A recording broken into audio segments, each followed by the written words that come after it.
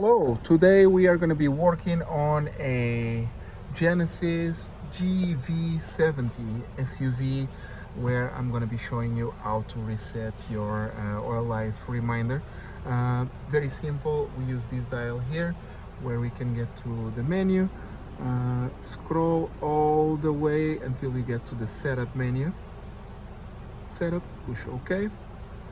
On setup we go to vehicle, which is the first one, and then here we need to find convenience. On convenience, push OK. We scroll down to oil change reminder, where you just need to reset it. This one is at 93%, but to reset it, just push OK again. It will ask you if you want to do it. You say yes, and perfect.